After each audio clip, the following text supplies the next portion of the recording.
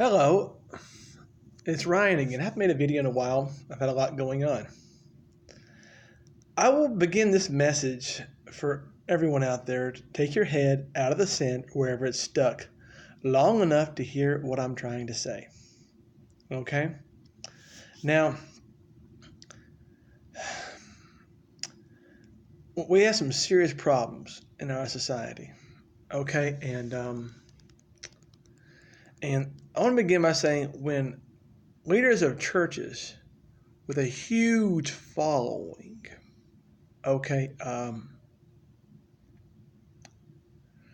that have abdicated their understanding of the gospel, their understanding of biblical history, Old and New Testament, for Republican talking points. Okay?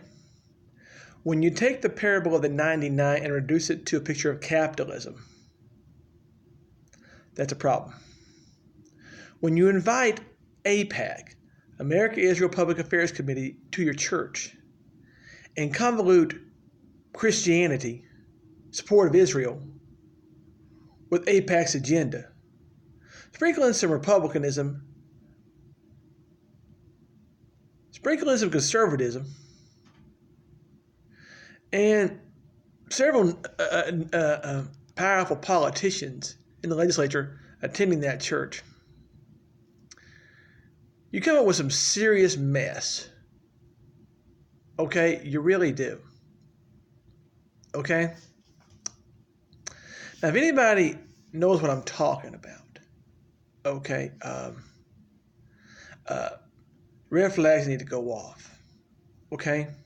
Now, I have made no qualms the fact that I support Bernie Sanders. Okay? This is what I believe. Okay? The government of the United States of America, the state, county, city, wherever you live, at every level, needs to be responsive to the people.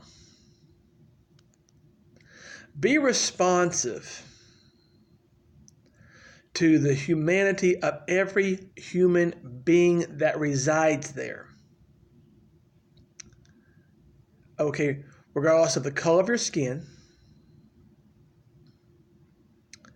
regardless of when you, your family made it to this country, regardless of what language you were born speaking or speak when you arrive. Okay? It's very, very important. Okay? We cannot ignore the warnings of great leaders of the past, like President Eisenhower. How the military-industrial complex has permeated every aspect of life, including our spiritual. How we have convoluted our spiritual teachings with American exceptionalism. The Bible says God is no respecter of persons or countries. So, God is a God of the whole world. So this belief that America, or what people that look like me do, has no eternal consequence, is a logical fallacy of epic and biblical proportions. Okay? I have a lot on my mind. I'm trying to get into a succinct set of talking. Okay? Now,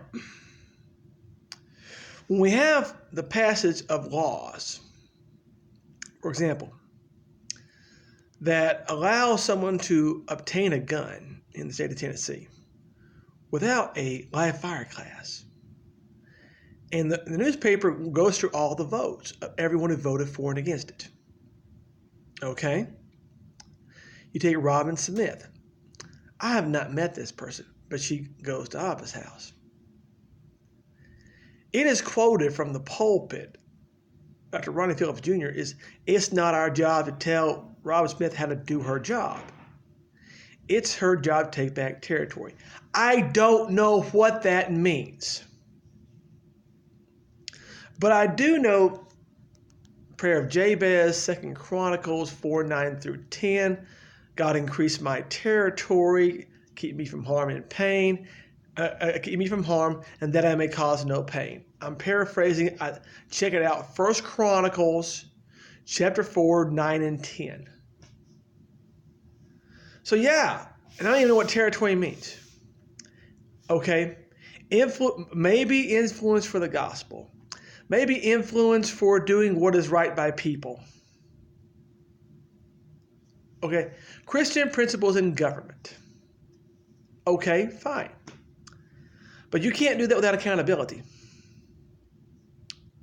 Now, I find it frightening that people who live in a upper middle class Caucasian neighborhood with no experience of life outside of their neighborhood making policies that make it more unsafe for people in urban neighborhoods because they can't step outside of their box. Yusuf Hakeem voted down this measure. Democrat represents a majority African American neighborhood, ravaged by gun violence. Okay? And we have enough problems as it is with people using guns and hurting each other. And people dying by over drug shooting, or they're shooting each other and the wrong person gets killed, or something crazy happens. All these problems in inner city neighborhoods, right? And last thing you want to do is introduce more guns in an already unsafe situation, or make it easier to obtain a gun. Okay? See, I lived at 1213 Sheridan Avenue, Apartment B, corner of Sheridan and Wilson Street, for a couple years, right? And right next to my home, little stuffed animals kind of sitting on the side of the curb. When I first moved, I said, what is that about? Oh, someone got shot there 10 years ago, and we keep those there to commemorate that. And if you ever go to the inner city and you're walking around, you see little flowers or stuffed toys on the roadside, people just leave there. Someone was killed there from gun violence. My mom lives in Hickson. You don't see that. I'm up here on the west side of a Chattanooga area of apartments. I mean, maybe in the housing project, some of that, but not so much, But if you live in a constant memorial of loved ones being shot, or you see the African American community, they wear T-shirts commemorating people they've lost. Sometimes for health, solidarity for health recovery. Sometimes they're wearing T-shirts because someone got killed from gun violence. I've never seen a community have that kind of solidarity. But if you really pay attention, so what does that say about our society? If you oppress the poor and give gifts to your rich friends, you profane your maker. Oppressing the poor, making it easier to introduce guns into an already dangerous situation, oppressing the poor. If that's not it, I don't know what it is. Giving gifts to your rich friends. Campaign contributions into political campaigns, i.e. gun manufacturers.